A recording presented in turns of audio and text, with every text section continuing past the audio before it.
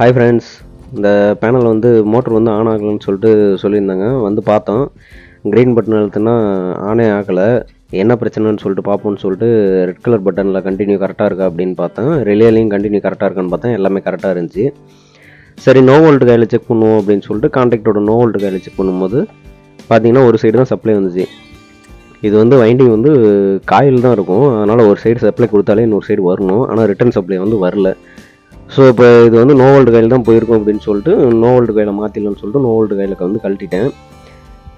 இதுதான் பழைய no volt coil இருந்தது. வேறு புது நோ வோல்ட் காயில் எடுத்துகிட்டு வந்திருந்தேன். புது நோ வோல்ட் காயில் மாட்டிட்டு ஸ்டார்டர் வந்து ஆன் ஆகுதா இல்லை வேறு ஏதாவது பிரச்சனை இருக்கா அப்படின்றத மாட்டிட்டு ஆன் பண்ணி பார்ப்போம். இதில் பார்த்தீங்கன்னா உங்களுக்கு வந்து லோ வோல்டேஜ் இருக்குது அப்படின்னா லோ வோல்டேஜ் இருக்கிறதுக்கு தகுந்த மாதிரி கூட காயில் இருக்குது. 280 வோல்ட்லேருந்து ஆன் ஆகிற மாதிரி கூட காயில் இருக்குது. உங்களுக்கு வோல்டேஜ் கம்மியாக இருந்தால் கூட அது மாதிரி கூட வாங்கி மாட்டிக்கலாம். ஒரு சில நேரம் வோல்டேஜ் கம்மியாக வரும்போது ஒழுங்காக உட்காராது. இப்போ மாட்டியாச்சு. மோட்டர் வந்து ஆன் பண்ணி பார்ப்போம். மோட்ரு வந்து ஆன் ஆகுது. ஸோ இப்போ அந்த நோ வோல்ட் காயில் மட்டும்தான் பிரச்சனை, வேறு எந்த பிரச்சனையும் இல்லை.